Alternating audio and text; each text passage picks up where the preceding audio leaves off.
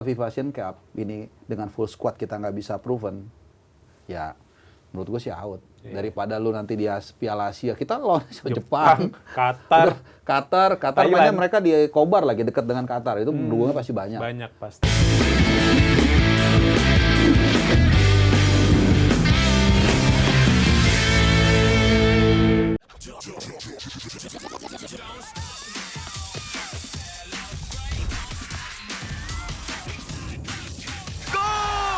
Untuk perayaan yang never stop, segerin dengan Hydro Coco. Don't stop the celebration. Kita tahu timnas Indonesia akhirnya, aduh, akhirnya, Tenang, gue tackle bang. akhirnya lagi-lagi gagal juara Piala AFF ya kan. Setelah 30 tahun di turnamen diselenggarain, kita maksimal cuma jadi runner up 6 kali ya. 6 kali 6 kali runner up, 6 kali gagal lolos fase grup juga kan. Ya kan? Jadi telak banget lah. Sebenarnya simpelnya gini nih Bung Arpan Mas Yuki. Sebenarnya apa sih yang bikin timnas Indonesia kita nggak kunjung juara di Asia Tenggara gitu? Apakah karena faktor kompetisinya? Apakah faktor pembinaan sepak bola usia muda atau seperti apa? Aduh, mungkin kurang berdoa kali ya. Mungkin ya. Enggak, karena begini. Ketika kita punya materi bagus dulu, 2000, 2002, 2004, ya itu kan hitungannya bagus. Lawan juga lagi bagus-bagusnya. Thailand segala macem. Thailand oke banget. 98 gue masih 98 ya gue masih ingat ketika kita juga punya kesempatan itu kita main sepak bola gajah kan, ngindarin Singapura, yang Singapura akhirnya juara. Ngindarin Vietnam. Ngindarin Vietnam, sorry. Semuanya pengen ketemu Singapura kan, Singapura malah juara. Juara akhirnya. 2010 harapan itu muncul kembali. Bener. Sampai di GBK itu kan angkat kaki hilang tempat. Bukan hanya angkat pantat loh, angkat kaki hilang tempat. Itu udah dengan pemain diaspora kita waktu itu Raul Gonzalez sama Irfan Bahdim kan. Gagal juga, tragis. 2016 ya udahlah sama juga 2-1 di Pakansari kan. Tapi kalah di Taiwan. Menurut gua 2024 itu adalah salah satu kesempatan kita untuk juara sebenarnya.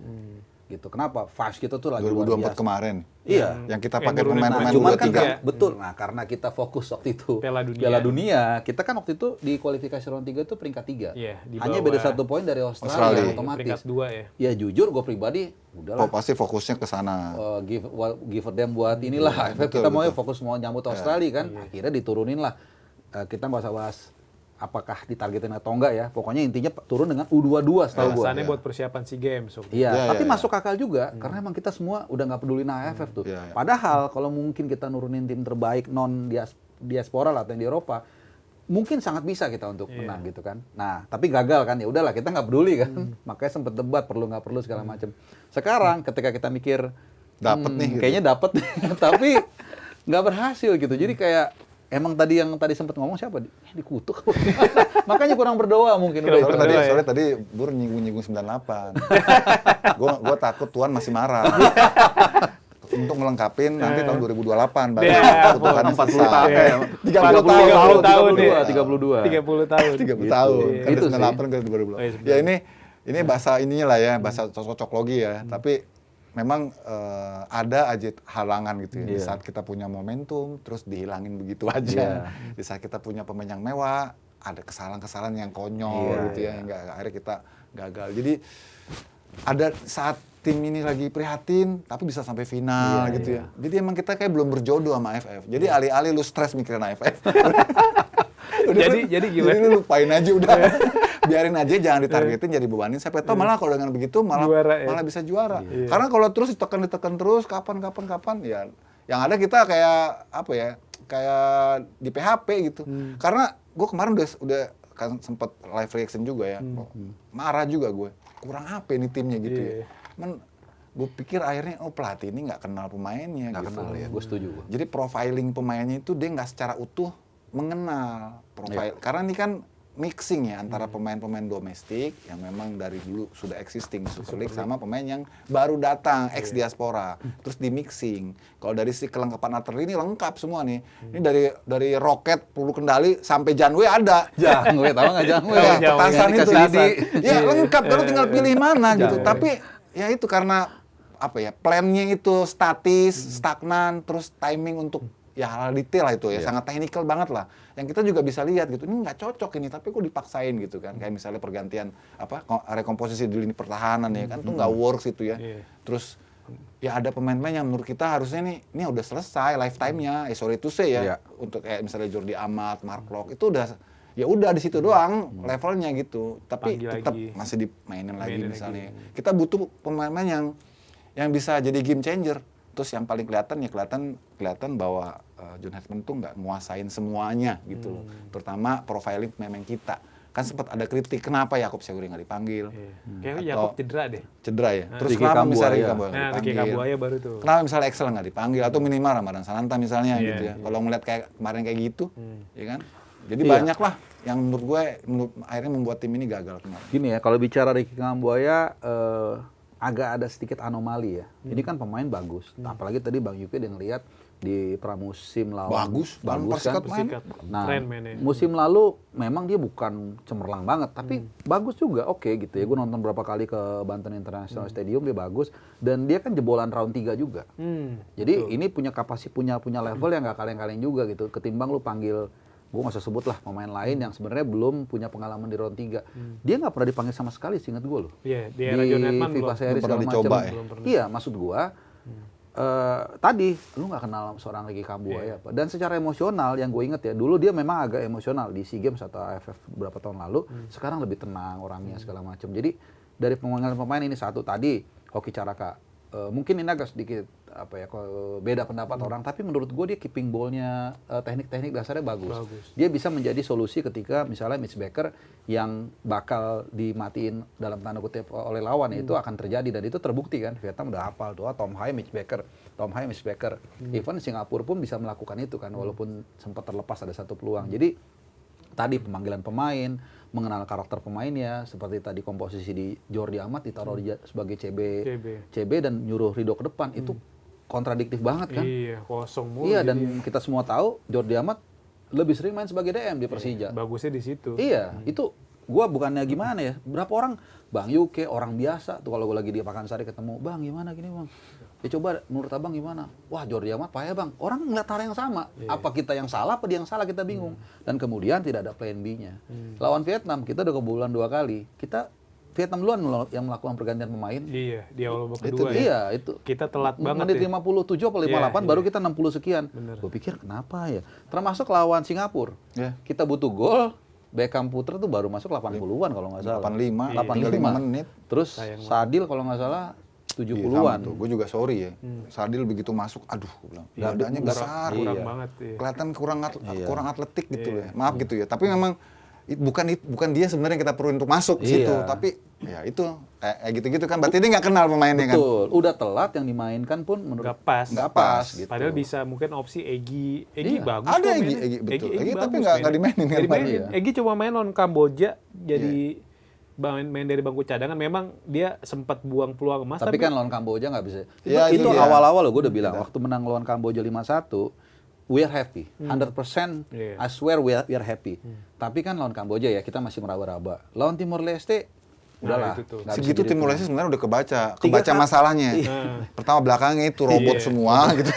Berat banget. Berat banget disuruh banget. lari Iya. mulu mati gue bilang. Iya. Terus ada kartu merah juga di situ. Jadi Iya. Timor Leste itu babak belur itu ya salah satunya karena dia Kartu pemainnya ada yang merah merah. juga. Bagian dari itu kan. Baru pas lawan Singapura, ini aslinya. Lawan Vietnam, baru nih aslinya Kelihatan nih. gitu. Kelihatan emang aduh tim ini. Nah, lawan Timor Leste, sebenarnya ada argumen orang yang menurut gua agak kurang pas. Kan argumennya gini, iya bang, soalnya main 10 orang, jadi lebih susah. Enggak. Dia 11 orang pun 12 orang bertahan juga. Iya. Jadi dengan dia bertahan 10 orang sama bertahan 11 orang, lebih gampang ngebongkar 10 orang. Karena dia 11 pun, dia pasti tetap Justru bertahan. yang lucunya Timor Leste ketika main 10 orang malah Serangan lebih balik, bagus. serangan balik ada 3 Nyerang-nyerangannya lebih Berapa ngalir kali bolanya. itu, Cet, benar, nih, setuju. Lo kok jadi dia ngajarin kita ya? Gitu. Cuman emang kualitasnya nggak bisa bohong. Iya. Depan gawang nembak Tapi burung. dia bisa nge-crack pertahanan kita gitu. bisa. Nah, itu gua udah udah sempet- bilang, nih kacau nih. udah Iya, nih. sama. Gue juga ada wanti-wanti, hati-hati. Dan jauh-jauh hari, pas gue nonton Vietnam melawan UEA kalau nggak salah, atau Arab Saudi, gue lupa, di Piala Asia U23. Wah, gila tuh. Keren banget mainnya. Buset. Fisiknya kuat, 120 menit mereka nggak berhenti lari. Gue udah bilang, wah kita segrup sama mereka. Dan pemain-pemain ini kan sebagian besar kan juga Dari udah situ. main di situ. Kayak Dan Nguyen jangan Limba. lupa, pas di Pakansari itu, mereka tuh cadangin 2-3 pemain utamanya Iya, loh. Nguyen Termasuk Swanson. Nguyen Son itu. Betul, Terus betul. si Nguyen Quang Hai. Iya, makanya menghadapi Singapura, ketemu orang-orang, gimana peluang kita? 50-50 lah gitu. 5 atau 5, gue bilang 5-1-4-9 deh gitu. Tipis. Jadi kayak Nah, 1% itu sebenarnya harapan, Iya. gitu. Dan akhirnya satu sama. Dan Singapura gue kan lihat ya di stadion, itu kayak anak kuliah tapi agak jago aja gitu. Iya, bukan Biasa yang bener-bener aja, kayak Bro. high kan, Iya. emang umpannya kan ngeri-ngeri Bagus kan, banget. segala macam. Ini kan kayaknya ya cuman mereka udah sering main bareng, kompak, jadi kelihatan agak susah di-crack gitu. Dan terbukti kan kita susah meng-crack mereka. Jadi ya Jadi gini, pada akhirnya kita kok ada punya kesimpulan ya, maaf kalau gue salah ya. Jadi John Herdman ini tergantung kualitas pemain ya. Iya. Bukan tipikal pelatih yang nge-build gitu. Bener, Tapi kelihatan. tipikal pelatih yang ngeracik komponen yang udah ada, kan beda ya. Kalau pelatih-pelatih kan ada yang tipikal emang dia nge-build gitu ya. Kayak model ST kan dia nge-build. Dia punya visi yang jauh ke depan, dia bongkar satu generasi ya kan. Itu nge-build kan dia kan. Baru itu proses. Kalau sekarang udah nggak bisa proses, Bos. Sekarang pemainnya karena bagus-bagus udah nih. bagus-bagus. Makanya tapi ya betul tadi, memang ada pelatih yang kayak Pep Guardiola lah misalnya kalau kita bicara di Eropa, ya memang mungkin dia kalau disuruh melatih Treviso mungkin nggak bisa gitu ya. Treviso. Ya kan, atau Cesena. Tapi ya itu kelebihan juga, makanya nanti pas FIFA Asian Cup kita kan turun full tim full tuh. strength kan, Iya. dan lawannya juga ya dengan segala hormat ke Masih di bawah kita lah. Singapura, Malaysia, Bangladesh. Walaupun kita main 2 kali ya, ya nanti diundi kan, kita nggak tahu lawan siapa nih 2 kali. 3 kali di fase grup. Bukannya 2 kali ya? Kan Malaysia, Singapura, Bangladesh kan. Fase grup. Itu 3-3-nya kita main, Tiga-tiga ya. bukan 2 ya? Karena kan ini dua akhir September sampai karena ini awal Oktober ya. karena FIFA Matchday 2 FIFA Matchday digabung jadi satu. Nah, oke ya. Nih, anggaplah kita bisa melewati ini ya. Kemungkinan besar kita ketemu siapa? Thailand atau Thailand, Vietnam. Thailand ngeri banget men Jago. mainnya. Dengan full Kemarin tim. lawan Singapura itu habis Singapura. lebih dari 10 pemain utamanya. Iya. Dan yang menariknya tuh justru possession-nya lebih banyak Singapura. Singapura. Jadi kan sepak bola lebih efektif. Iya, Gitu. Lu nggak perlu Bener. banyak possession, tapi on point di Efektif, gawang, depan efektif. gawang poin. Kayak Persib gitu. banget gitu ya. Iya. Dan ini paling di FIFA Asian Cup kan, tadi Bung Harpo juga udah ngomong Indonesia bisa full tim. Tapi kalau Dan ternyata pasti full amit-amit tim. nggak juara juga gimana nih? Bang Yuke gimana? Kalau gua sih out. Out ya. Kalau gua out. Walaupun Nggak ada alasan lagi udah. pengumuman Piala Asia di Januari Justru itu, sebelum kita luka di sana mendingan dari sekarang. daripada hancur di Piala Asia. Iya, gitu. kalau kita nggak bisa perform dengan skuad terbaik, gitu. Kalau bisa perform, gue kemarin kalau misalnya ingat ya berapa kali gue bilang, apapun hasil di AFF kita kasih kesempatan dia, oke lah nggak apa-apa. Meskipun gue nggak nyangka juga kita seburuk itu. Maksud gue misalnya kita kalau di Kalau kayak final, gitu mah turun aja U23 lagi. iya. Sama aja ya. Kalau di semifinal atau final ternyata kan belum. Tapi gue tetap konsisten, nggak apa-apa kasih kesempatan. Tapi kalau FIFA Asian Cup ini dengan full squad kita nggak bisa proven, ya menurut gue sih out. Daripada lu nanti di Piala Asia, kita lawan Jepang, Qatar, Qatar Thailand. mainnya mereka di Kobar lagi dekat dengan Qatar. Itu duanya pasti banyak. banyak pasti. Terus selain Thailand, emang Thailand udah pasti kita bisa kalahin juga. Belum Belum tentu juga. Thailand sekarang main di J-League semua. Makanya pemainnya. gue bilang, Pemainnya Hebat-hebat. Supacok Sarasat, Supanat. Banyak deh pokoknya pemain J-League semua. Jadi kan. banyak emang dari dulu dia kayak ngiblatnya ke Dia Jepang. di sana dan Ngiblatnya ke jadi Jepang. pemain utama kan hebat banget. mana Conatep Songkrasin belum ada. Ya, Conatep Songkrasin Ya, udah.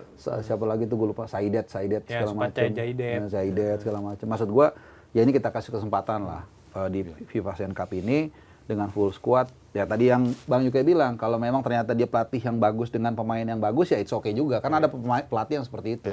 Gitu. Dan kebalikannya, ada pelatih yang dikasih squad bagus nggak bisa. Aduh, pelatih Indonesia gue nggak enak, udah almarhum. Adalah. Dan dia jagonya melatih pemain-pemain yang setengah mateng gitu loh ada. Nah ini kan kita asumsikan, oke mungkin dia jagonya melatih tim yang bagus. Itu juga butuh skill juga kan. Iya. Gitu. Jadi ya kita Emang kalau nanti pelatih yang bagus dengan tim yang bagus tuh lebih ke motivator, jadi sebenarnya Iya. lebih ke Kayak motivasi, kayak kayak Zidane Zidane, gitu kan. Yang Ancelotti bagus-bagus, nggak usah terlalu banyak dinasehatin gitu. tinggal tebuk punggung. Iya. Saya tahu kamu Jadi, bisa main iya, bagus, iya. selesai. Man management gitu kan Iya. ya. Nah, Zidane tuh jago kalau ya. nanti ASEAN FIFA Cup juga nggak works, ya berarti emang bukan pelatih yang spesial menurut gua. Bukan pelatih yang kita butuhkan di Piala Asia nanti. Ternyata ya dia bukan pelatih yang spesial, pelatih yang biasa-biasa aja. Mungkin berbeda waktu dia bawa Kanada ke Piala Dunia karena informannya, terus materi pemainnya, dan dia lama di situ, ya kan. Jadi dia punya kesempatan. Kan dia sebelumnya ngelatih putri dulu. Iya, Timnas Putri dulu. Jadi dia punya banyak waktu gitu untuk nge-build lingkungannya. Kalau ini kan kita dituntut target, dan dia nggak mengenalin semua environment kita, nggak mengenalin semua pemain kita. Makanya dikasih pemain yang udah jadi. Kalau pemainnya udah jadi, lu nggak bisa set up juga, ya udah, berarti lu memang biasa aja sebenarnya gitu. Oke deh, Bung Harpa, Mas Yuke, makasih banyak nih udah Siap. join di Locker Room hari ini. Harapannya Persib Bandung bisa berprestasi di Asia dan juga timnas Indonesia nih yang paling kita harapin bisa berkembang terus ya, di FIFA Asian Cup bisa juara, di Piala Asia bisa compete, minimal bisa mengulangi prestasi di 4 tahun lalu deh. Amin. Sekali lagi makasih banyak Pak Siap. Sukya dan Bung Arpa. Thank you Oke, juga. oke, Sama. terus makasih banyak udah nongkrongin Locker Room selama sekitar 1 jam nih. Sampai jumpa di podcast Locker Room selanjutnya. Dadah.